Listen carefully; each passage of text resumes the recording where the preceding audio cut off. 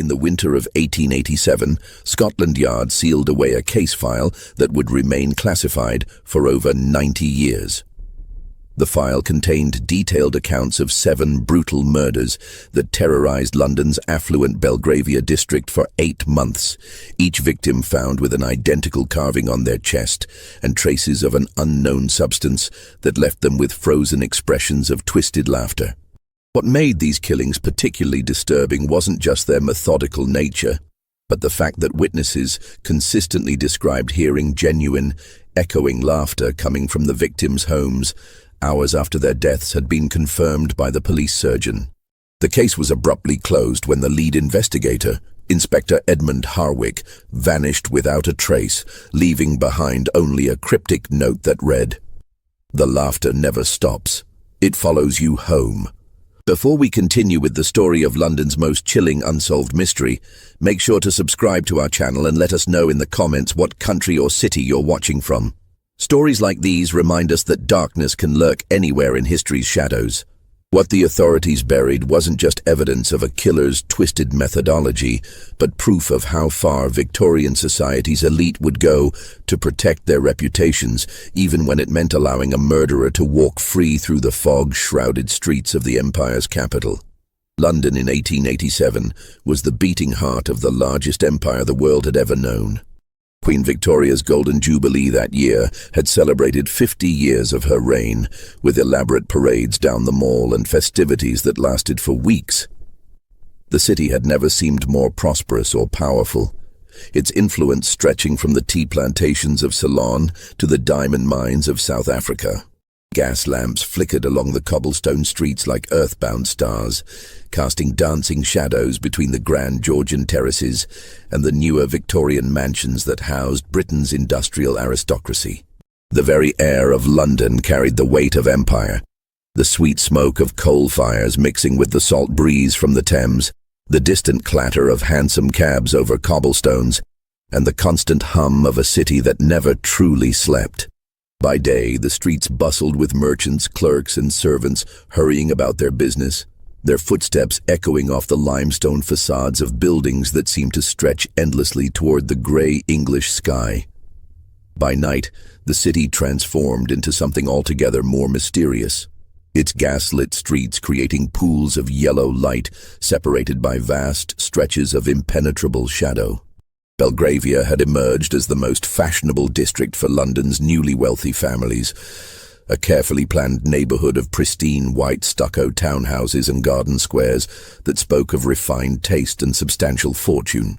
Unlike the old aristocracy with their ancestral estates in the countryside, these were the railroad barons, textile magnates, and shipping tycoons who had built their fortunes during the Industrial Revolution. Their elaborate townhouses, with their pristine facades, wrought-iron balconies, and meticulously maintained front gardens, stood as monuments to Britain's global dominance and the new wealth it had created. The Harrington family controlled vast cotton mills stretching across Manchester and Lancashire, their factories employing thousands of workers whose labor had built the family fortune. Lord Charles Harrington, a man of imposing presence with steel-grey whiskers and eyes that missed nothing, had purchased his Belgrave Square mansion for the astronomical sum of £12,000, a price that reflected not just the property's grandeur, but the social status it conferred. Lady Margaret Harrington, 20 years his junior and possessed of the refined beauty that came from a lifetime of privilege, hosted elaborate dinner parties that brought together politicians, businessmen, and cultural figures from across the empire. While the Cavendish dynasty had made their millions importing tea and opium from the Far East, their clipper ships racing across the Indian Ocean loaded with precious cargo that filled London's warehouses and lined their family coffers. The youngest Cavendish brother, Geoffrey, had inherited not only substantial wealth, but also the family's appreciation for the finer things in life: art, literature, music, and most particularly, the theatre. His Chester Square residence was known throughout London's cultural circles for its intimate salons, where writers, actors, and intellectuals gathered to discuss the latest artistic movements sweeping across Europe. The Pemberton family fortune came from coal mines that honeycombed the hills of Wales and northern England. their black gold feeding the steam engines that powered Britain's industrial might. Lord William Pemberton, despite his rough beginnings as a miner's son, had transformed himself into one of London's most respected businessmen, though he never quite lost the trace of his working-class accent that marked him as nouveau riche among the established aristocracy. Inspector Edmund Harwick of Scotland Yard had been patrolling these privileged streets for 15 years, rising through the ranks from a common constable walking the dangerous beats of Whitechapel to one of the Metropolitan Police's most respected detectives. At 45, he possessed the methodical mind of a true Victorian gentleman, educated at a grammar school that had taught him to read Latin and Greek alongside his police training. His colleagues knew him as a man who could move comfortably among the upper classes when duty required, yet never forgot his own humble origins as the son of a Hampshire blacksmith.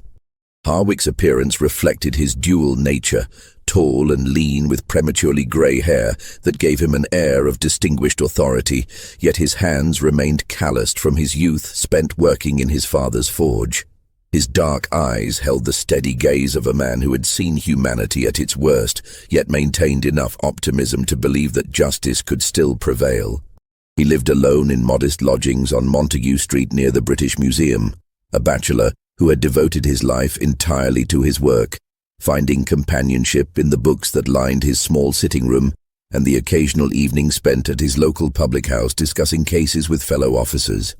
The autumn of 1887 had been particularly harsh, with early frost appearing in Hyde Park by the first week of October, and thick yellow fogs rolling off the Thames to settle over the city like a suffocating blanket.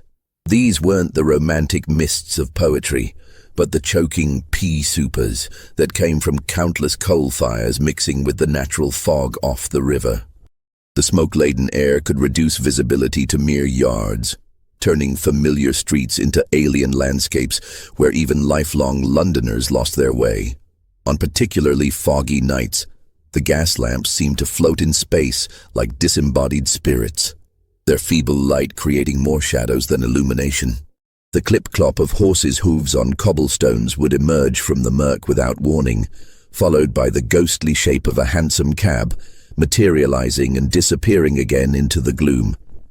It was said that Jack the Ripper himself would begin using these fogs to his advantage in the East End, though those murders lay nearly a year in the future.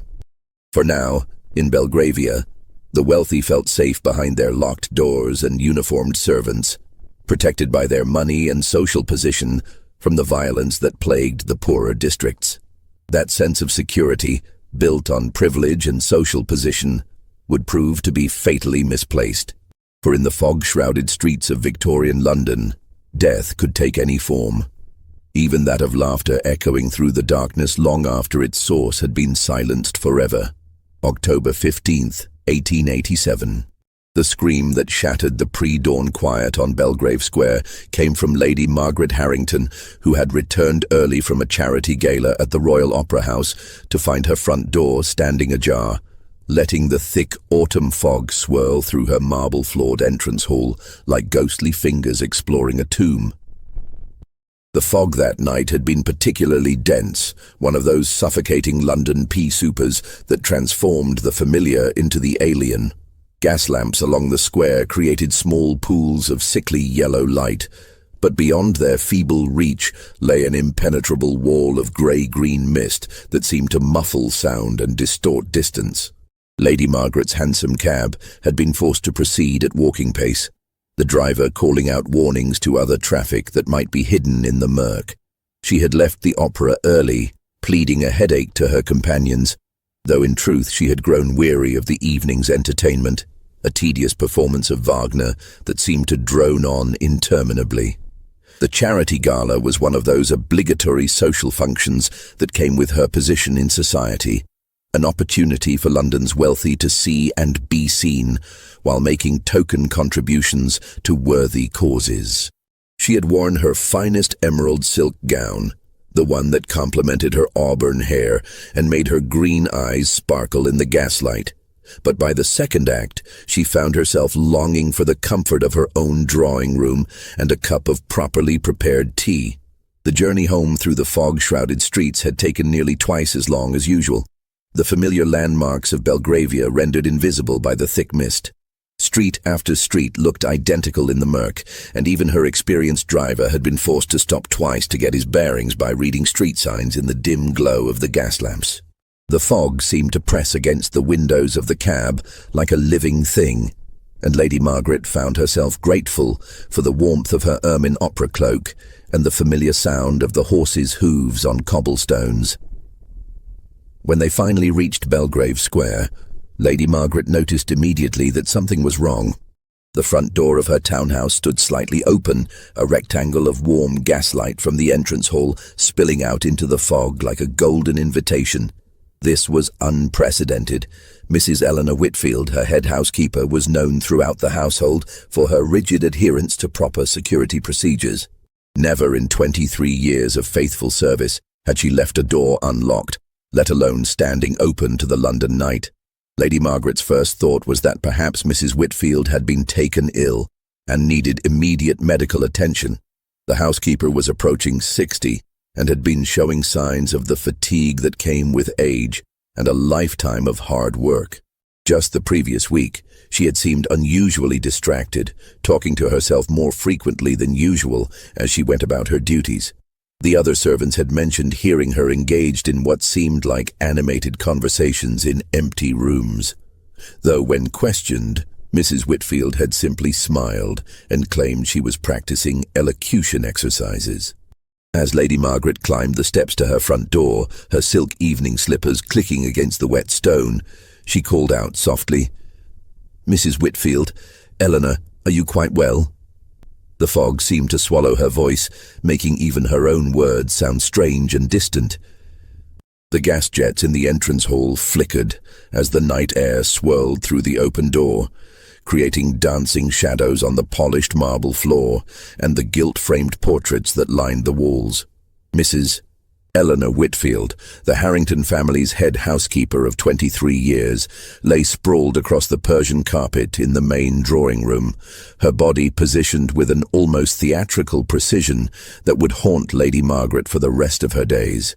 Her silver hair, usually pinned back in a severe bun that reflected her no-nonsense approach to household management, had been carefully arranged around her head like a halo, each strand placed with deliberate artistry. Her weathered hands, which had scrubbed countless floors and polished endless pieces of silver during her decades of service, were folded peacefully across her chest in the manner of a proper Christian burial. But it was her face that transformed the scene from tragedy into nightmare. Mrs. Whitfield's features were frozen in an expression of such genuine, rapturous laughter that it seemed like a mockery of death itself. Her mouth was open wide in what appeared to be a moment of absolute joy, her eyes crinkled with the kind of genuine mirth that usually accompanied the most delightful surprise.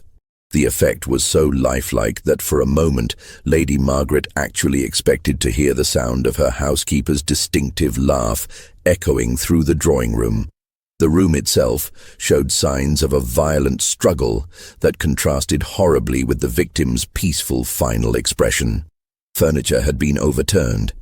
A valuable Chinese vase lay shattered near the fireplace, and books from the mahogany shelves were scattered across the floor like fallen leaves. The heavy velvet curtains had been torn down from one window, and Lady Margaret's collection of delicate porcelain figurines lay broken among the cushions of the horsehair sofa. Inspector Harwick arrived as the first pale light of dawn began to filter through the fog, accompanied by the familiar sounds of London awakening, the distant call of milk vendors beginning their rounds, the clip-clop of early morning traffic, and the gradual increase in street noise that marked the transition from night to day. The inspector's tall, lean figure cut an imposing silhouette as he emerged from the fog, his dark overcoat and bowler hat making him appear like a character from one of the Gothic novels that had become so popular among London's reading public. The scene was unlike anything Harwick had witnessed in his long career with Scotland Yard, and he had seen enough violence to fill several lifetimes. Mrs. Whitfield's body showed clear evidence of a prolonged and violent struggle. Her fingernails were torn and caked with what appeared to be her attacker's skin and blood. Purple bruises encircled her throat like a necklace of violence, and defensive wounds along her forearms told the story of a woman who had fought desperately for her life. Yet her face displayed that unnaturally perfect expression of joy, as if she had died while witnessing something wonderfully amusing. "Blimey, sir," whispered Constable James Thornberry, Harwick's young assistant, as he knelt beside the corpse with the queasy expression of a man seeing his first truly disturbing crime scene. Thornberry was barely 22, fresh from training at Scotland Yard, and still adjusting to the grim realities of police work in Victorian London. "Look at her expression, Inspector. What manner of madman could do such a thing? It's almost as if she died laughing." Inspector Harwick examined the scene with his characteristic attention to detail, moving through the drawing room like a methodical scientist cataloguing evidence. Every overturned piece of furniture, every scattered book, every broken ornament told part of the story of Mrs. Whitfield's final moments. He noted the positioning of the body, the careful arrangement of her hair, the deliberate folding of her hands, all suggesting that the killer had spent considerable time with the victim after her death, staging the scene for maximum psychological impact. The killer had carved a small but precise symbol into the victim's chest, just below her left collarbone, a theatrical mask that combined both comedy and tragedy in a single disturbing image. The kind of mask used in the grand theatres of the West End, where London's cultural elite gathered to see the latest productions by Shaw, Wilde, and other contemporary playwrights. The wound was shallow and clearly made after death, the edges clean and purposeful rather than frenzied. This was intended as the murderer's calling card rather than a fatal blow, a signature that spoke of planning and deliberation rather than sudden violence. But it was the peculiar, cloying scent that permeated the drawing room that troubled Inspector Harwick most deeply. Not the usual odors of death and decay that he had learned to expect at crime scenes, but something almost medicinal, with a sweet undertone that reminded him of the ether used by surgeons at St. Bartholomew's Hospital. Yet this was more complex and deliberately crafted, with layers of different chemical scents that suggested sophisticated knowledge of pharmacology and chemistry. He had encountered similar chemical odors during a case 3 years earlier involving a disgraced physician who had been conducting illegal experiments with anesthetics on charity patients at Bethlehem Royal Hospital. That case had ended with the doctor's suicide and the destruction of his research, but the memory of those strange, sweet smells had lingered in Harwick's mind like an unwelcome ghost. This was different, though. More sophisticated, more purposeful, suggesting someone with advanced knowledge of chemical compounds and their effects on the human body.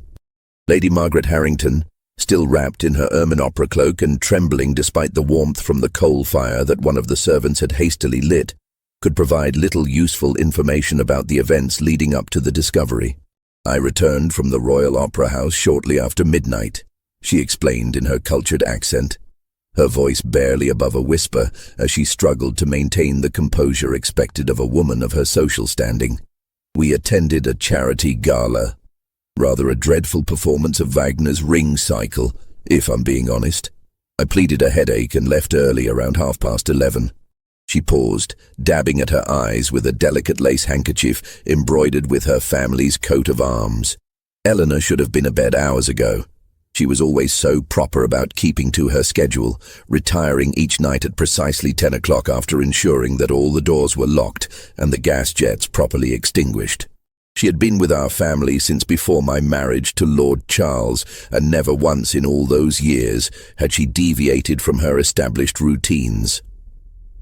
What Lady Margaret couldn't explain, and what would later become one of the most disturbing aspects of the case, was the strange detail that several neighbours would mention to Inspector Harwick in hushed, nervous tones over the following days. Mrs. Gertrude Pembroke, who lived in the townhouse directly across the square, reported that she had heard the unmistakable sound of a woman's laughter coming from the Harrington residence well past 2 in the morning, hours after the police surgeon had confirmed Mrs. Whitfield's time of death as occurring between 11:30 and midnight. "It was the most peculiar thing, Inspector," Mrs. Pembroke explained when Harwick called upon her the following afternoon. She was a matronly woman in her 60s, the widow of a successful barrister who had left her comfortably situated in one of Belgravia's finest addresses. "I was reading in my front sitting room. I suffer from insomnia, you understand, and often find myself unable to sleep until the early morning hours. The fog was so thick that I could barely see across the square, but sound carries strangely on such nights." She settled her ample form more comfortably in her velvet armchair, her fingers nervously working at the fringe of her cashmere shawl. "At first I thought perhaps Lady Margaret was entertaining late guests. Sometimes the upper classes keep rather unconventional hours, especially after attending the theatre. But this laughter was different, Inspector. It went on for nearly an hour, the same woman's voice laughing again and again with such joy that it almost made me smile to hear it. Yet there was something unsettling about it as well, something that made me close my curtains and try to put it from my mind. The first victim had been claimed by what the newspapers would soon christen the Laughing Man, though the killer's identity and motives remained as mysterious as the fog that shrouded the gaslit streets of Victorian London. Inspector Harwick found himself facing not just a murder investigation, but a puzzle that seemed to challenge the very foundations of rational thought and scientific understanding. Word of the brutal murder spread through Belgravia's social circles like wildfire, despite the Harrington family's desperate attempts to maintain discretion and protect their reputation from the taint of scandal. Within days, the drawing rooms and private clubs of London's elite buzzed with whispered conversations about the unfortunate incident at the Harrington residence, with each retelling adding new details and wild speculations that bore little resemblance to the actual facts of the case. The Times, ever mindful of its responsibility to London's respectable classes, ran only a brief, carefully worded notice about a domestic tragedy in Belgrave Square, providing just enough information to satisfy public curiosity while avoiding the sensational details that might disturb proper society. The article, buried on page 6 between advertisements for patent medicines and notices of upcoming charity events, simply stated that Mrs. Eleanor Whitfield, a long-time servant in the household of Lord and Lady Harrington, had been found deceased under circumstances that were being investigated by the Metropolitan Police. However, the more sensational penny papers seized upon the story, with characteristic Victorian appetite for scandal and Gothic horror. The Illustrated Police News, with its lurid woodcut illustrations and breathless prose, splashed the story across its front page under the headline, "Mysterious Death in Belgravia, Servant Found with Ghastly Smile." The accompanying illustration, though wildly inaccurate in its details, captured something of the disturbing nature of the crime and helped to cement the case in the public imagination. Inspector Harwick found himself walking a delicate political tightrope that required all of his diplomatic skills and understanding of Victorian social hierarchy. The Harrington family wielded considerable influence throughout London's corridors of power. Lord Charles Harrington not only sat in the House of Lords, but held substantial investments in railways across the empire and maintained close friendships with several members of Parliament. A single word from him could end a police career in disgrace, or conversely, launch an ambitious detective toward the upper echelons of Scotland Yard and a comfortable pension. Yet Harwick's sense of justice, honed by 15 years of police work in London's toughest neighbourhoods, demanded a thorough investigation regardless of social consequences. He had seen too many cases where wealth and privilege had bought silence and allowed criminals to escape justice. Mrs. Whitfield, despite her humble position as a servant, deserved the same careful attention to her murder as would be given to any member of the aristocracy. The inspector's initial inquiries into Mrs. Whitfield's background revealed a woman who had lived an exemplary life of service and devotion to her employers. Born Eleanor Caldwell in a small village in Yorkshire, she had come to London as a young woman of 18 to seek employment in one of the capital's grand houses. Through hard work, natural intelligence, and an innate understanding of the complex social dynamics that governed Victorian household management. She had risen from scullery maid to head housekeeper over the course of 2 decades.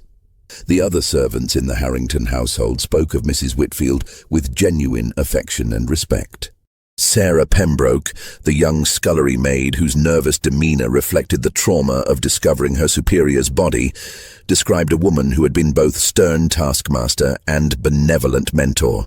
"She was always fair with us, was Mrs. Whitfield," Sarah explained, her voice barely above a whisper as she twisted her starched white apron between her trembling fingers.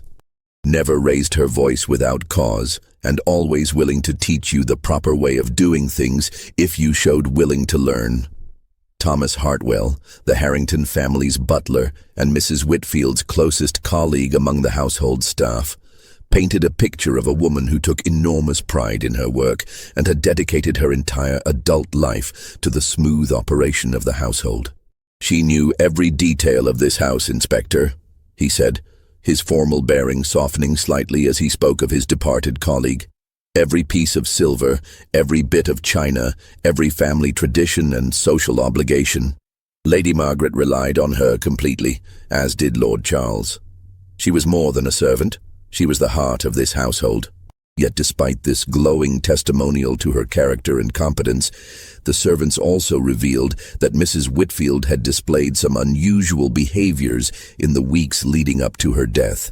Several mentioned her increasing tendency to engage in what seemed like elaborate conversations with invisible companions as she went about her daily duties. "She was always one for dramatics, was Mrs. Whitfield," explained Sarah Pembroke, her voice gaining confidence as she warmed to her subject. "Sometimes we'd hear her in the pantry or the wine cellar, doing voices like she was putting on a show for someone. Different characters, you see. Sometimes she'd be speaking like a grand lady, all posh and refined, and then she'd switch to a rough working-class accent, then maybe an Irish brogue or a Scottish burr. Made us laugh, it did, hearing her practice all those different ways of speaking." This theatrical connection intrigued Inspector Harwick, particularly given the theatrical mask carved into the victim's chest and the bizarre expression of joy frozen on her face at the moment of death. He began to see a pattern emerging, though its significance remained unclear. Mrs. Whitfield's interest in theatrical performance, her apparent practice of different accents and characters, and the killer's choice of signature all suggested some connection to London's vibrant theatre community. The inspector decided to expand his investigation into London's theatre world, beginning with the grand playhouses of the West End, where London's cultural elite gathered to see the latest productions by celebrated playwrights like Oscar Wilde, George Bernard Shaw, and the emerging generation of realistic dramatists who were challenging Victorian sensibilities with their frank portrayals of social problems. The West End in 1887 was a tight-knit community where gossip travelled quickly among the performers, stage managers, directors and theatre owners who made their living entertaining Victorian society's appetite for dramatic entertainment. The Lyceum Theatre, under the management of the legendary Henry Irving, had become the pinnacle of London theatrical achievement, while newer venues like the Savoy Theatre were experimenting with electric lighting and other technological innovations that promised to revolutionize the theatrical experience. It was during these theatrical inquiries that Inspector Harwick first heard whispers of a mysterious figure who had been frequenting the music halls and legitimate theatres alike. A well-dressed gentleman who always attended performances alone, never spoke to anyone, but was occasionally seen laughing with such intensity during inappropriate moments that other patrons found it deeply disturbing. Several theatre managers reported complaints from audience members about this individual's bizarre reactions to dramatic scenes, particularly those involving death, tragedy, or intense emotional content. "Gave me the shivers, something terrible he did," confided Albert Grimsby, manager of the Lyceum Theatre, as he led Inspector Harwick through the empty theatre on a grey November afternoon. The vast auditorium, stripped of its usual evening glamour, seemed almost ghostly in the pale daylight filtering through the tall windows. This gentleman, and he was obviously a gentleman, mind you, from his clothes and bearing, sat in the same box seat for 3 consecutive nights during our production of Macbeth. Every time someone died on stage, every time Lady Macbeth delivered one of her mad scenes, he'd start laughing. Not chuckling or polite applause, you understand, but proper belly laughs that echoed through the entire theatre. Grimsby paused in his narrative, clearly disturbed by the memory even weeks after the incident. The other patrons began to complain, said it was ruining their enjoyment of the performance. Mr. Irving himself noticed from the stage and was quite put out by the disruption. We finally had to ask the gentleman not to return, though he took the request with remarkable good humor. Said he understood completely and complimented us on our authentic portrayal of mortality's absurdity. Those were his exact words, Inspector. Not the sort of thing you'd expect to hear from a typical theatre patron.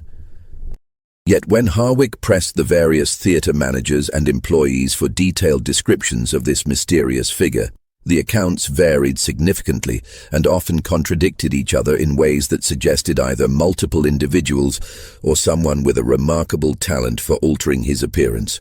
Some remembered a tall man with dark hair and a prominent mustache, reminiscent of the fashionable style favored by military officers, while others recalled someone shorter and clean-shaven, with the pale complexion of a scholar or professional man. The only consistent details across all the accounts were that the mysterious patron always wore expensive evening clothes that marked him as a member of the upper classes, seemed to possess intimate knowledge of each performance, as if he had attended rehearsals or studied the scripts in advance, and displayed that disturbing tendency to laugh at moments when any normal person would feel sadness, fear, or dramatic tension. 3 weeks after Mrs. Whitfield's murder, as London's fog grew thicker with the approaching winter and the gas lamps seemed to burn with increasing desperation against the encroaching darkness, the killer struck again. This time, the victim was Mr. Geoffrey Cavendish, the younger brother of the tea-importing dynasty, found dead in his private study in Chester Square under circumstances that were both similar to and distinctly different from the first murder.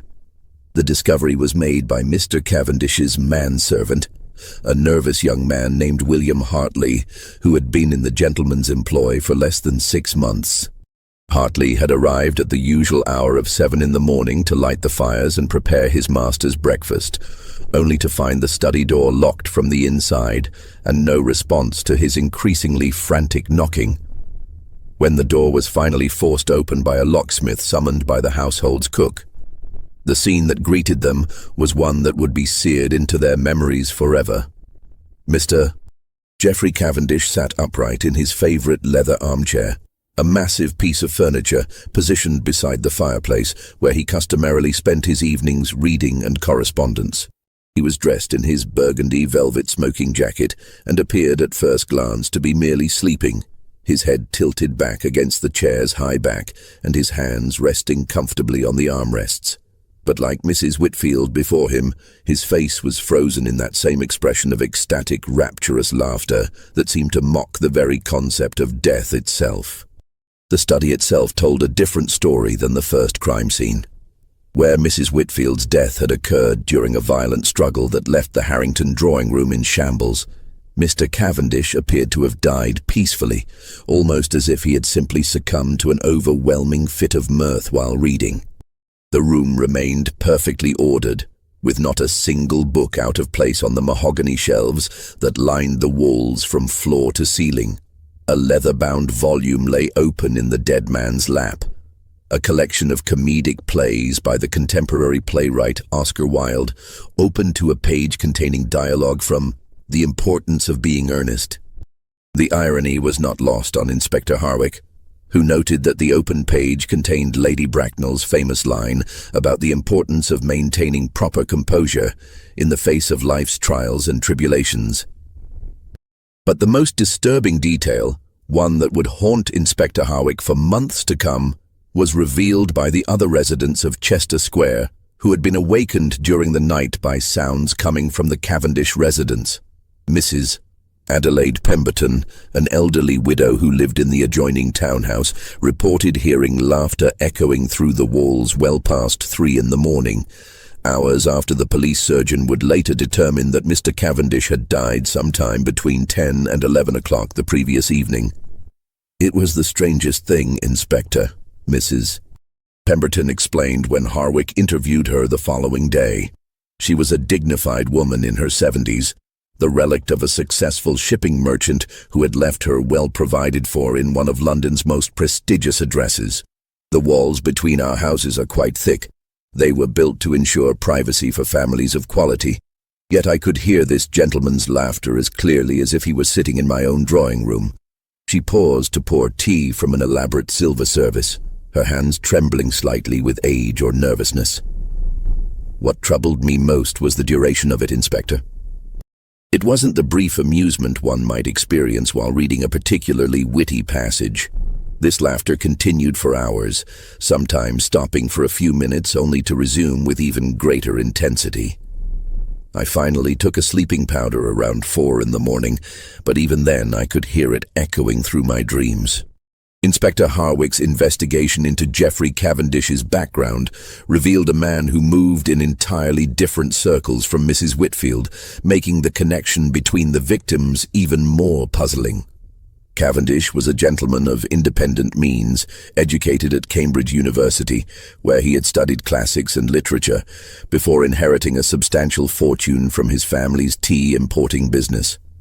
Unlike his older brother Marcus, who managed the family's commercial interests with ruthless efficiency, Geoffrey had chosen to pursue a life of intellectual and cultural interests. He was a regular patron of London's theatre scene, known throughout the West End as a generous supporter of new playwrights and innovative productions. His Chester Square residence was famous throughout London's cultural circles for its intimate salons where writers, actors, critics, and intellectuals gathered twice weekly to discuss the latest artistic movements sweeping across Europe. Oscar Wilde himself had been a frequent guest, as had George Bernard Shaw, the controversial Irish playwright whose realistic dramas were challenging Victorian sensibilities with their frank portrayals of social problems. Cavendish had never married, preferring to dedicate his life to the pursuit of knowledge and aesthetic experience.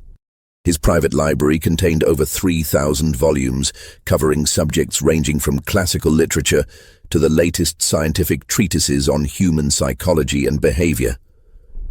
He was known among his circle for his particular interest in the emerging field of psychology, especially theories about the relationship between mental states and physical expression. The connection between Mrs. Whitfield and Mr. Cavendish remained elusive despite Inspector Harwick's increasingly desperate efforts to find common ground between the victims. She was a working-class woman who had spent her life in service to others, while he was an educated gentleman who moved among London's cultural elite. Their social worlds rarely intersected, yet both had been killed by the same methodical hand. Both left with that haunting expression of joy, and both had somehow continued laughing hours after their deaths. It was Constable Thornbury, still eager to prove himself despite his queasy reaction to violent crime scenes, who made the breakthrough discovery that would crack the case wide open. While conducting a thorough search of Cavendish's study under Inspector Harwick's supervision, the young constable noticed that the wooden panel behind the gentleman's massive desk seemed slightly loose. Further investigation revealed a secret compartment containing a collection of items that shed an entirely new light on the investigation. Hidden in this concealed space was a small leather diary, its pages filled with Geoffrey Cavendish's precise handwriting, documenting his growing obsession with what he called the authentic expression of human emotion. The diary entries, spanning the previous 6 months, revealed a man who had become increasingly fascinated with the idea that most human expressions of feeling were mere social performances designed to meet the expectations of Victorian society rather than genuine manifestations of inner experience. June 3, 1887, read one particularly revealing entry. Attended the Pembertons' dinner party this evening. Observed Mrs. Harrington's housekeeper, a woman of remarkable theatrical sensibility. While serving the soup course, she displayed what appeared to be genuine amusement at Lady Pemberton's story about her difficulties with her new cook. Unlike the polite, restrained laughter of the dinner guests, this woman's response seemed completely authentic and unfiltered by social convention. Would be most interested to study her reactions under more controlled circumstances. Another entry, dated just 2 weeks before Cavendish's death, was even more disturbing. Have made contact with Dr. H regarding the experiments we discussed. He has agreed to collaborate on our investigation into the chemical induction of authentic emotional states. The preliminary compounds show remarkable promise for overriding the social conditioning that suppresses genuine human response. If successful, we shall finally witness pure, unrestrained emotion in its most natural form. But it was the final entry, written just 2 days before his death, that sent a chill through Inspector Hartwell's spine as he read it by the flickering gaslight in Cavendish's study. The work begins tomorrow night. Dr. H has perfected the compound that will allow us to witness genuine human emotion, stripped of all social pretense. I have volunteered to be the first subject, confident that my scientific curiosity will overcome any temporary discomfort. If successful, we shall finally understand what lies beneath the masks we all wear in polite society. The diary revealed that Geoffrey Cavendish had not been a victim at all, but a willing participant in some horrific experiment that had gone catastrophically wrong. But who was this mysterious Dr. H mentioned throughout the entries? And what was the nature of these chemical compounds that could apparently induce such extreme emotional states while simultaneously causing death? Inspector Hartwell's mind raced as he considered the implications. If Cavendish had been a willing subject, then Mrs. Whitfield's murder took on an entirely different character. Perhaps she had not been a random victim either, but somehow connected to these experiments in ways that were not yet apparent. The theatrical elements, the carved masks, the frozen expressions of laughter, the continued sounds of mirth hours after death, all suggested a killer with deep knowledge of both chemistry and human psychology. Hidden beneath the diary, Constable Thornbury discovered a collection of correspondence that provided additional clues to the mystery. Letters written in an educated hand and signed only with the initial H discussed complex chemical formulas and theories about the relationship between consciousness and emotional expression. One letter, dated 3 months earlier, was particularly revealing. "My dear Cavendish," it read, "your observations about the artificial nature of social emotion confirm my own research into the chemical basis of human feeling. I believe we are on the verge of a breakthrough that will revolutionize our understanding of consciousness itself. The compounds I have developed can bypass the social conditioning that suppresses authentic response, allowing us to observe pure emotion in its natural state. However, I must caution you that the effects are not yet fully understood, and the dosage requires precise calculation to avoid unintended consequences." As Inspector Hartwell read through the correspondence, he began to piece together a picture of systematic experimentation that went far beyond simple murder. Someone with advanced knowledge of chemistry and psychology had been conducting research into the manipulation of human emotion, using London's unsuspecting population as test subjects. The theatrical elements weren't random signatures, but carefully chosen symbols representing the artificial nature of social performance versus authentic emotional expression. Just when we thought we'd seen it all, the horror in London's most fashionable district intensifies. If this story is giving you chills, share this video with a friend who loves dark mysteries, hit that like button to support our content, and don't forget to subscribe to never miss stories like this. Let's discover together what happens next in this twisted tale of Victorian London. Inspector Hartwell realized with growing horror that he was no longer investigating random murders, but systematic human experimentation conducted by someone with sophisticated knowledge of chemistry and psychology. The revelation transformed his entire approach to the case, shifting from hunting a conventional killer to pursuing what amounted to a mad scientist using London's population as laboratory subjects. The inspector's inquiries into Geoffrey Cavendish's intellectual circle led him deep into the shadowy world of Victorian pseudoscience and experimental medicine. London, in 1887, was a hotbed of scientific innovation and speculation, where legitimate research often blurred with quackery and where ambitious men pushed the boundaries of ethical experimentation in pursuit of fame and discovery. Cavendish had been a member of several intellectual societies that met regularly in the private rooms of gentlemen's clubs throughout London. The Athenaeum Club, with its imposing neoclassical facade overlooking Pall Mall, served as headquarters for the Royal Geographic Society and attracted the most distinguished men of science and letters in the empire. But it was the smaller, more specialized groups that caught Inspector Hartwell's attention. Organizations like the Society for Psychical Research and the London Anthropological Institute, where the latest theories about human consciousness and behavior were debated with passionate intensity. Among the regular attendees at these gatherings was Dr. Sebastian Hartwell, a former physician who had been stripped of his medical license 3 years earlier following accusations of conducting unauthorized experiments on patients at Bethlehem Royal Hospital.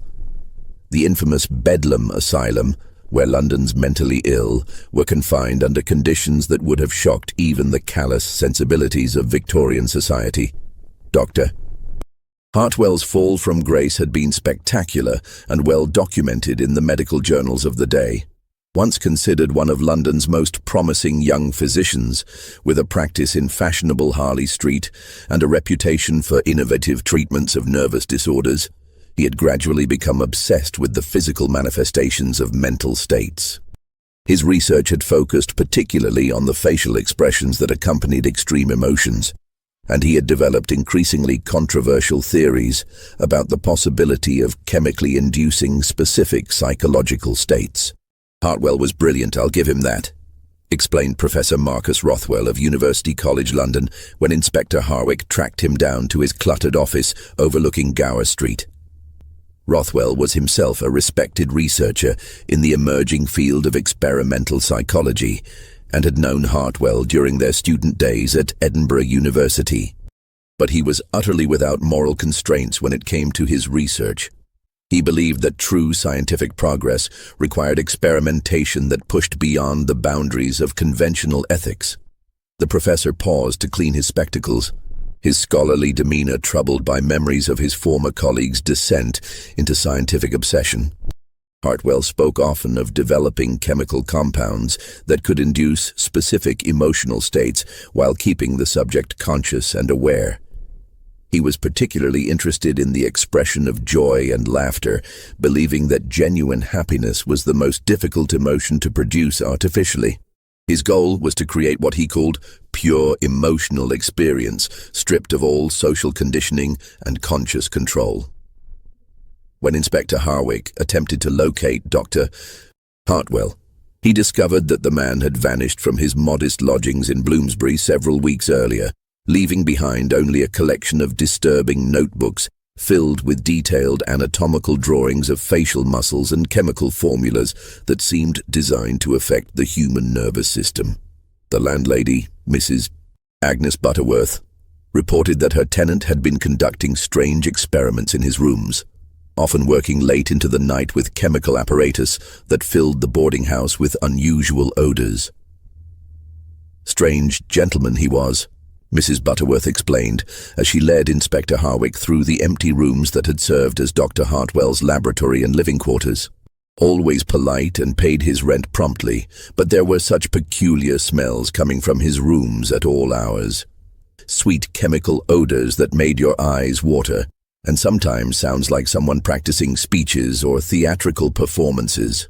The rooms themselves provided disturbing evidence of the scope of Dr. Hartwell's research. Hidden behind a false wall, Inspector Hartwell discovered a complete chemical laboratory equipped with glass retorts, heating apparatus, and an extensive collection of bottles containing various powders and liquids. Most troubling were the detailed notes describing experiments with different chemical combinations and their effects on human subjects. though the identity of these subjects remained unclear. One notebook contained precise measurements and observations that chilled Inspector Hartwell to the bone. Subject displays involuntary laughter, beginning approximately 15 minutes after administration. Expression becomes increasingly intense over next 30 minutes, reaching peak euphoria at 45-minute mark.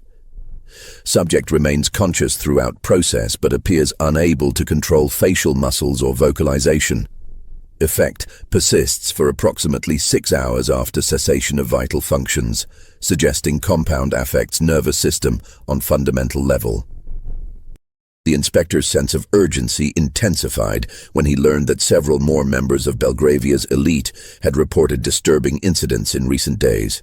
Lady Victoria Pemberton, the widow who lived near the Cavendish residence, had discovered clear evidence that someone had been in her house during her absence the previous week. Though nothing had been stolen, several items had been moved and rearranged in ways that suggested systematic searching. "It was the most unsettling thing, Inspector," Lady Pemberton explained as she served tea in her elegant morning room overlooking Chester Square. "I returned from visiting my sister in Brighton to find that someone had been through my private papers.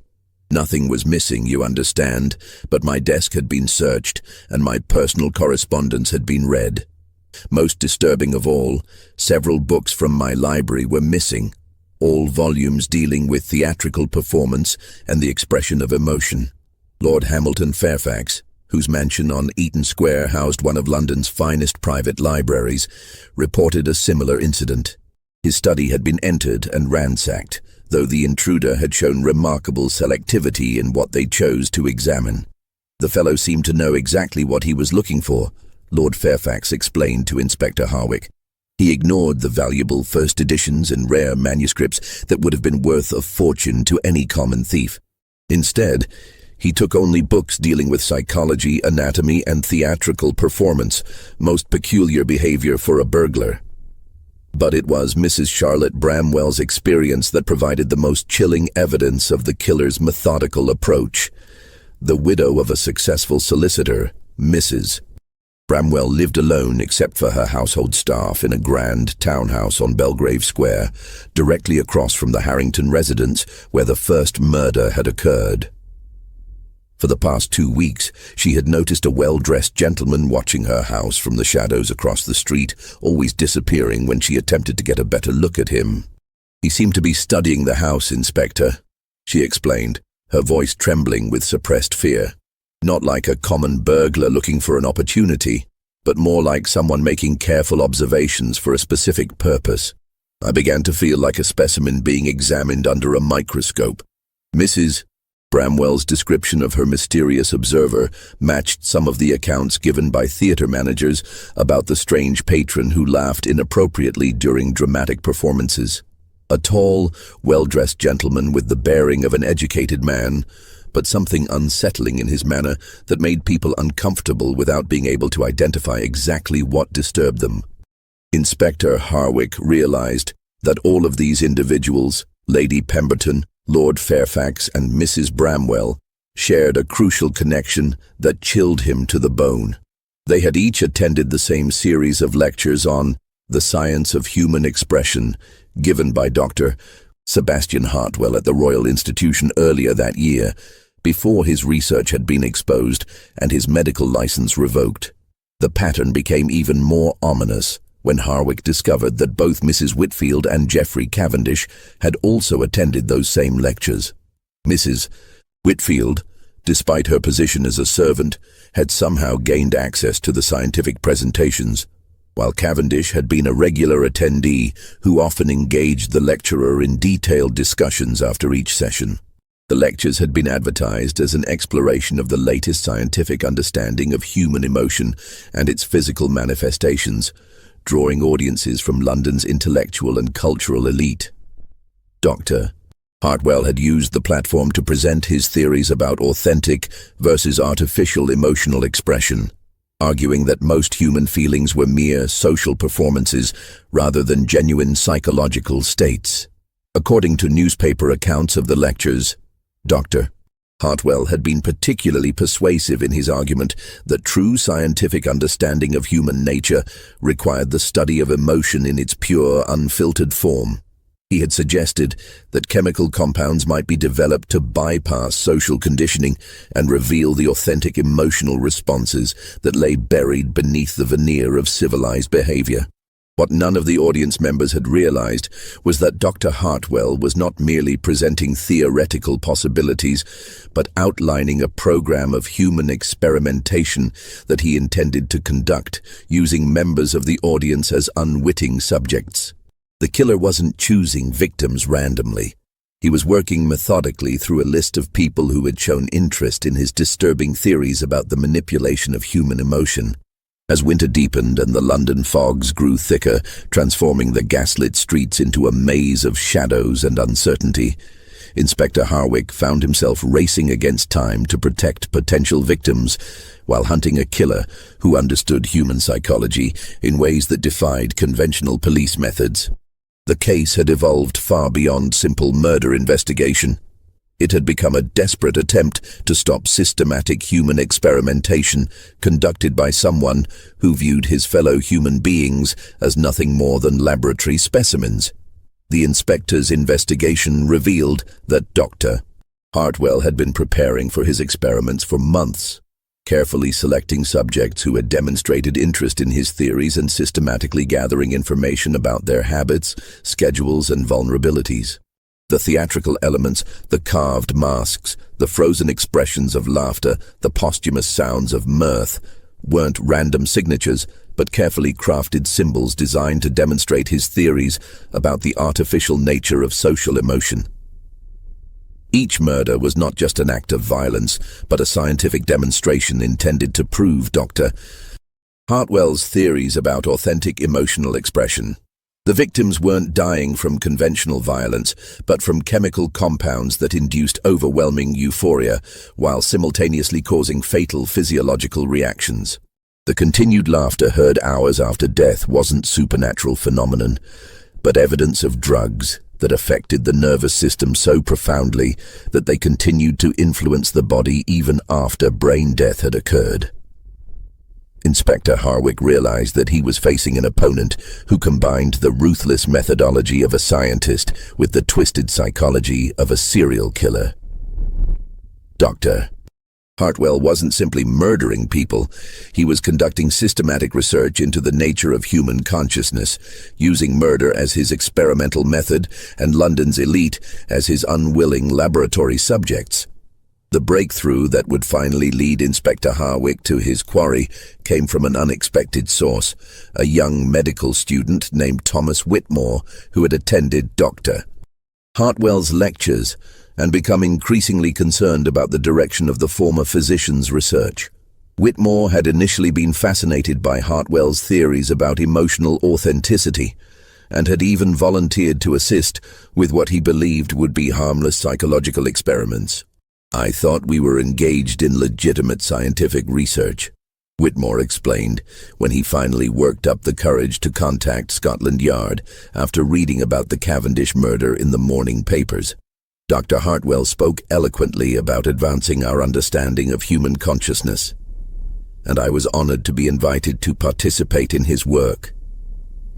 But as the experiments progressed, I began to realize that we were crossing ethical boundaries that no responsible scientist should transgress. The young man's account revealed the full scope of Dr. Hartwell's operation. Working from a hidden laboratory in the basement of an abandoned warehouse near the London docks, the former physician had been developing increasingly sophisticated chemical compounds designed to manipulate human emotion and consciousness. His ultimate goal was to create what he called pure emotional experience, states of feeling so intense and authentic that they transcended the social conditioning that governed normal human behavior. He had developed several different formulas, Whitmore continued, his voice shaking as he recalled the horror of what he had witnessed. Some induced overwhelming terror, others created states of profound melancholy. But his greatest achievement was the compound that produced uncontrollable euphoria.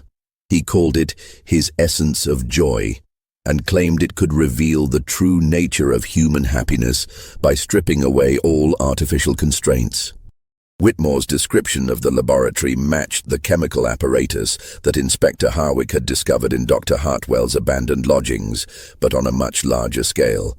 The basement facility contained enough equipment to produce chemical compounds in significant quantities, along with detailed records of experiments conducted on dozens of subjects over the course of several months. Most of the early subjects were volunteers from the medical schools and the workhouses, Whitmore explained. Dr. Hartwell convinced them they were participating in legitimate research that would advance scientific knowledge and potentially benefit humanity. Many of them were desperate for the small payments he offered, and they trusted his credentials as a physician. None of them understood the true nature of what they were volunteering for. But as Dr. Hartwell's experiments became more extreme and dangerous, he had been forced to seek unwilling subjects among London's more affluent population. The attendees of his lectures at the Royal Institution represented the perfect combination of intellectual curiosity and social vulnerability.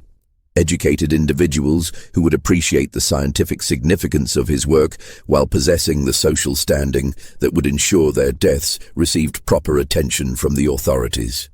He spoke often of the need to demonstrate his theories to the broader scientific community, Whitmore recalled. He believed that by conducting his experiments on prominent members of society, he could force the medical establishment to acknowledge the importance of his research. Each death was intended as both a scientific demonstration and a challenge to conventional thinking about human consciousness. The revelation that Dr. Hartwell was using murder as a form of scientific publication horrified Inspector Hartwell, but it also provided crucial information about where the killer might be found. Whitmore had provided detailed directions to the warehouse laboratory, along with information about Dr. Hartwell's habits and schedule. On a fog-shrouded evening in late December, when the thick yellow mist off the Thames had reduced visibility to mere yards, and the distant sound of ships' horns echoed mournfully across the water, Inspector Hartwell received the message he had been both anticipating and dreading. A street urchin delivered an elegant envelope to his lodgings containing an invitation written in Dr. Hartwell's distinctive educated hand. "My dear Inspector Hartwell," the note read, "your investigation has been most thorough and professional, though I fear you have fundamentally misunderstood the nature of my work. I am not a common criminal but a scientist pursuing knowledge that will revolutionize our understanding of human consciousness. If you wish to witness the culmination of my research and understand the true significance of what I have accomplished, I invite you to join me at the Adelphi Theatre at midnight tonight. Come alone and prepare to observe the most authentic expression of human emotion ever recorded by science. Your investigation ends tonight, as does your limited understanding of what it means to be truly human." Inspector Hartwell knew without question that it was a trap designed to make him the final subject in Dr. Hartwell's horrific experiments. But 3 months of fruitless investigation had left him with few alternatives, and his sense of duty demanded that he face whatever dangers lay ahead in order to prevent further murders. He made careful arrangements for backup officers to follow at a distance, armed himself with both his service revolver and a small bottle of smelling salts that might counteract chemical incapacitation, and set out through the fog-shrouded streets toward what he suspected would be his final confrontation with the Laughing Man. The Adelphi Theatre stood dark and empty on the Strand, its grand neoclassical facade casting eerie shadows in the weak gaslight that struggled to penetrate the thick fog. The stage door had been left unlocked, and Inspector Hartwell found himself walking through empty corridors lined with theatrical posters advertising productions that had entertained London audiences for decades. The building seemed to echo with the ghostly memories of thousands of past performances, the very air thick with the accumulated emotions of countless actors and spectators. As he made his way toward the main auditorium, Inspector Hartwell could hear voices coming from the stage. Not the single voice he had expected, but what sounded like a conversation between multiple individuals. The revelation that Dr. Hartwell was not alone sent a chill through the inspector's spine as he realized that the scope of the conspiracy might be far larger than he had imagined. He found them illuminated on the stage by a single calcium light that cast harsh shadows across the ornate proscenium arch. Dr. Sebastian Hartwell standing center stage like a lecturer addressing an invisible audience, and beside him, very much alive despite the official reports of his death, Geoffrey Cavendish. The younger Cavendish brother had not been murdered at all, but had been a willing collaborator in Dr. Hartwell's experiments from the very beginning. "Inspector Harwick?" Dr. Hartwell called out, his voice carrying easily through the empty theater, with the trained projection of a man accustomed to addressing large audiences. "How extraordinarily punctual of you to join our final performance. Please, do take a seat in the front row. You'll want to observe the proceedings closely, as they represent the culmination of years of scientific research into the nature of authentic human emotion. The truth, when it finally emerged in Dr. Hartwell's lengthy explanation, was more disturbing than Inspector Harwick had dared imagine. The former physician and Geoffrey Cavendish had been collaborating for over 2 years on a comprehensive program of human experimentation designed to create and study genuine emotional states under laboratory conditions. What had begun as theoretical discussions about the artificial nature of social emotion had gradually evolved into systematic murder disguised as scientific research.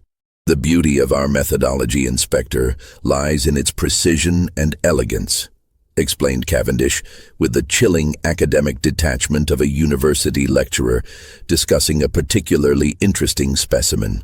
"We have succeeded in developing chemical compounds that can induce any desired emotional state while maintaining the subject's complete consciousness and awareness. Mrs. Whitfield died experiencing pure, unfiltered joy, not the polite happiness expected in social situations, but authentic euphoria divorced from any external circumstances." Dr. Hartwell stepped forward to the edge of the stage, his movements precise and calculated like a surgeon preparing for a delicate operation. "Each subject has provided invaluable data about the physiological manifestations of extreme emotion. We have mapped the exact facial muscle contractions that accompany genuine terror, authentic sorrow, and, our greatest achievement, pure joy, unconstrained by social conditioning. The continued vocalizations heard after clinical death represent evidence that our compounds affect consciousness at levels far deeper than previously thought possible." The theatrical mask carved into each victim's chest, Inspector Harwick now understood, represented Dr. Hartwell's belief that all normal human emotion was mere performance, a social mask worn to meet the expectations of civilized society. Only through his chemical interventions could authentic feeling be revealed, stripped of the artificial constraints that governed proper Victorian behavior. "But you have made one crucial error in your investigation, Inspector," Dr. Hartwell continued, his voice taking on the tone of a professor correcting a promising but misguided student. "You have assumed that we selected our subjects randomly from my lecture attendees, when in fact, each death has been carefully orchestrated to create the perfect conditions for our ultimate experiment, the induction of authentic terror in someone who believes himself to be in control of the situation." The full horror of the trap became clear as Dr. Hartwell revealed that Inspector Harwick had not stumbled upon the killer's lair through clever detective work, but had been systematically manipulated into becoming the final test subject in their series of experiments. Every clue discovered, every witness statement recorded, every piece of evidence uncovered had been carefully planted to lead him to this moment in this place. "Your colleagues at Scotland Yard have been intercepted by our associates and will not be coming to your assistance," Geoffrey Cavendish added with casual cruelty. "We required a subject of exceptional intelligence and emotional control for our final demonstration, and your reputation for methodical investigation made you the perfect candidate. Your final moments will provide invaluable data about the physiological manifestations of extreme fear in a trained professional accustomed to dangerous situations." Dr. Hartwell raised a small glass vial containing a clear liquid that seemed to glow with its own internal light in the harsh calcium illumination. This compound represents the culmination of our research, Inspector.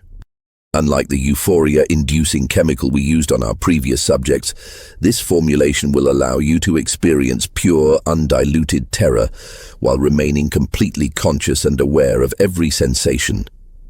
Your death will provide the final piece of data needed to complete our understanding of authentic human emotion. But Inspector Hartwell had survived 15 years of police work in London's most dangerous neighborhoods by never underestimating his opponents and always maintaining multiple escape plans. As Doctor, Hartwell descended from the stage with Geoffrey Cavendish close behind. The inspector feigned compliance and resignation while secretly preparing for a desperate gambit that represented his only hope of survival. Hidden in his waistcoat pocket was a small mirror that he routinely carried for signaling purposes during surveillance operations. As Doctor, Hartwell approached with the vial of chemical compound. Inspector Hartwell suddenly pulled out the mirror and used it to redirect the beam of the calcium light directly into both men's eyes, temporarily blinding them and disrupting their carefully planned assault. The struggle that followed was brief but vicious, fought out on the stage of the Adelphi Theatre, with the empty seats of the auditorium serving as silent witnesses to a battle between scientific madness and justice. Geoffrey Cavendish, despite his gentleman's education and social refinement, proved to be no match for a seasoned police officer trained in close combat. Dr. Hartwell, temporarily blinded and disoriented by the redirected light, stumbled backward toward the orchestra pit while trying to maintain his grip on the vial of chemical compound. In the end, it was Dr. Hartwell's own scientific precision that proved to be his downfall. As he fell into the orchestra pit, the glass vial shattered against the wooden flooring, releasing its contents into the air, where both he and the unconscious Geoffrey Cavendish inhaled the concentrated vapors of the terror-inducing compound that had been intended for Inspector Hartwell. The arrest of Dr. Sebastian Hartwell and Geoffrey Cavendish, along with the subsequent investigation into their network of accomplices and victims, sent shockwaves through Victorian London's scientific, medical and social communities that would reverberate for decades to come. The trial, held at the Old Bailey in the spring of 1888, became one of the most sensational legal proceedings of the era, revealing the full scope of their collaborative experiments and the systematic way they had manipulated both victims and investigators in pursuit of their twisted understanding of human consciousness. The courtroom proceedings, presided over by Mr. Justice Hawkins and attended by representatives from every major London newspaper, laid bare the horrifying details of what would become known as the Laughing Man murders. Dr. Hartwell's chemical compounds were found to be far more sophisticated than anyone had initially suspected, representing a level of pharmacological knowledge that was decades ahead of contemporary medical understanding. Working with equipment stolen or purchased from various London hospitals, universities and chemical supply companies, Dr. Hartwell had created what modern science would recognize as early psychoactive drugs capable of inducing specific emotional states while simultaneously affecting motor control and cognitive function.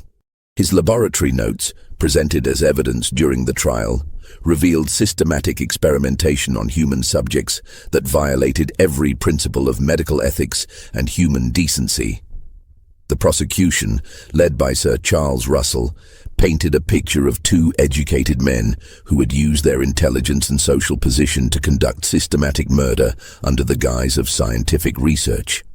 These defendants, Sir Charles argued in his opening statement, represent the most dangerous type of criminal, those who cloak their evil intentions in the respectable language of scientific inquiry and intellectual progress. Geoffrey Cavendish's role in the conspiracy proved to be equally crucial and far more extensive than initially suspected. His social position and financial resources had provided the infrastructure necessary for Dr. Hartwell's experiments, while his connections throughout London's cultural and intellectual circles had enabled them to identify and select suitable victims. His faked death, had been accomplished through a sophisticated combination of chemical manipulation and theatrical performance that had fooled even experienced police surgeons.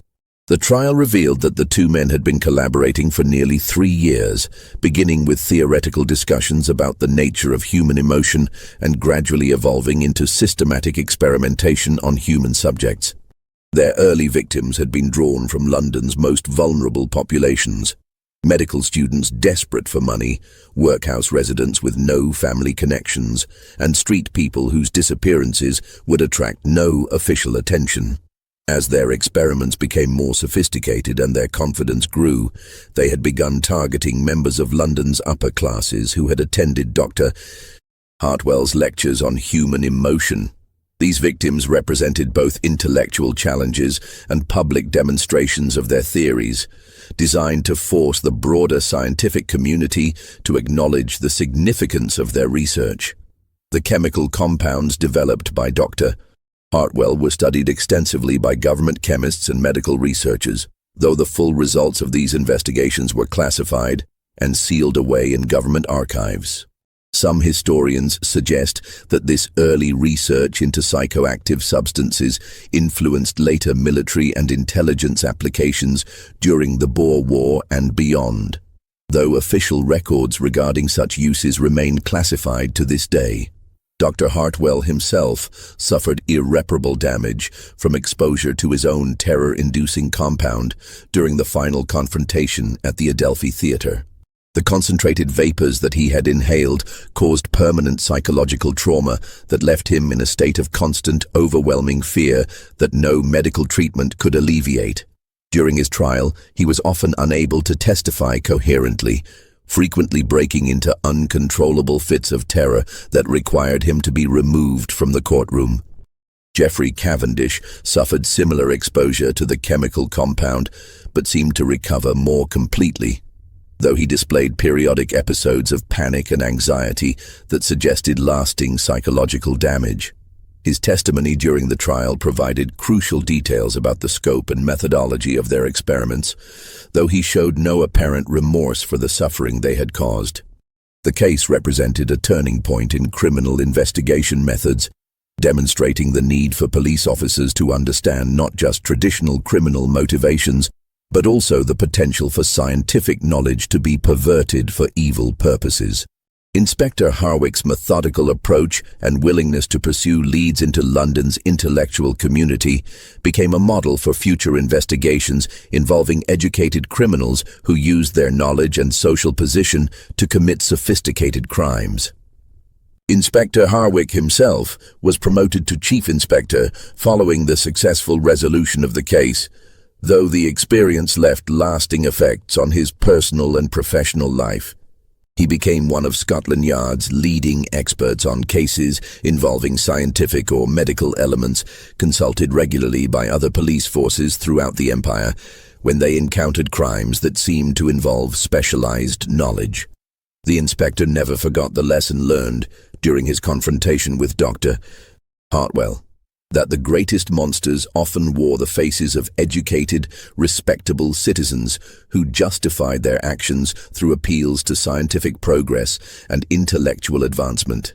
His subsequent cases frequently involved professionals who had used their specialized knowledge to commit crimes that would have been impossible for ordinary criminals to conceive or execute. The Adelphi Theatre, where the final confrontation had taken place, underwent extensive renovation following the case. Workers discovered hidden chambers beneath the stage, where Dr. Hartwell had stored chemical equipment and conducted preliminary experiments. Among the items found were detailed notes documenting each murder, plans for future victims who were never claimed, and correspondence with associates in other cities who had apparently been conducting similar experiments. Most disturbing of all was the discovery of a comprehensive list containing the names of over 50 prominent Londoners who had been selected as potential subjects for future experiments. The list included members of parliament, judges, university professors, successful businessmen, and cultural figures whose deaths would have sent shockwaves through British society. Only Inspector Hartwell's successful intervention had prevented what could have become a systematic campaign of terror against London's intellectual and social elite. The warehouse laboratory near the London docks was found to contain evidence of experiments conducted on dozens of victims whose identities were never fully established. Human remains discovered in acid baths and chemical storage tanks suggested that Dr. Hartwell and his associates had been conducting their research for far longer than anyone had initially suspected, with some evidence pointing to experimental activities dating back nearly 5 years. The full extent of their network of accomplices was never completely uncovered, despite extensive investigations by Scotland Yard and other government agencies. Several individuals connected to the case disappeared before they could be arrested, suggesting that the conspiracy had ramifications that extended far beyond London and possibly into other countries where similar experimental programs might have been established. Dr. Sebastian Hartwell was sentenced to death by hanging, though the sentence was later commuted to life imprisonment in Broadmoor Criminal Lunatic Asylum due to his obvious mental incapacity resulting from exposure to his own chemical compounds. He died in custody less than 2 years later, under circumstances that were never fully explained, though prison medical records suggest that his constant state of terror eventually caused complete cardiovascular failure. Geoffrey Cavendish received a life sentence of hard labor at Pentonville Prison, where he was assigned to work in the prison workshop, making mail bags and performing other manual labor that represented a dramatic change from his previous life of wealth and privilege. Prison records indicate that he adapted poorly to incarceration, suffering from recurring nightmares and panic attacks that frequently required medical intervention. He died in his cell in 1890, apparently from natural causes, though some fellow prisoners reported that he had been heard laughing uncontrollably for hours before his death, an eerie echo of the symptoms experienced by his former victims. The chemical formulas developed by Dr. Hartwell were never fully reconstructed, despite intensive efforts by government chemists and medical researchers. Most of his laboratory notes were deliberately destroyed during the investigation to prevent the information from falling into the wrong hands, though copies were reportedly retained by various government agencies for potential future research purposes. The case of the Laughing Man murders became a cautionary tale about the dangers of unregulated scientific experimentation and the potential for educated individuals to justify horrific crimes through appeals to intellectual progress. It influenced the development of new regulations governing medical research and contributed to the establishment of ethical guidelines that would eventually evolve into modern standards for human experimentation. Inspector Harwick's investigation methods were studied and emulated by police forces throughout the British Empire and beyond, contributing to the development of modern criminal investigation techniques that emphasize the importance of understanding the psychology and methodology of educated criminals.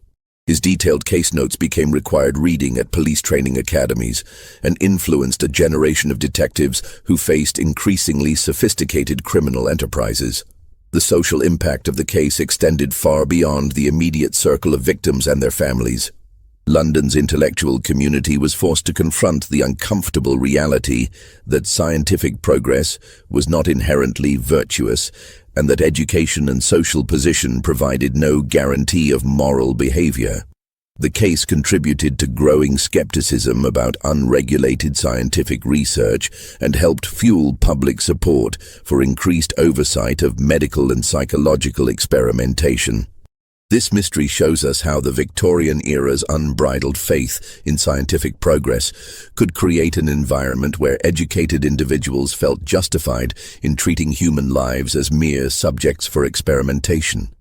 The pursuit of knowledge, divorced from moral consideration and ethical constraints, led to crimes that were far more horrifying than any committed by ordinary criminals motivated by greed or passion.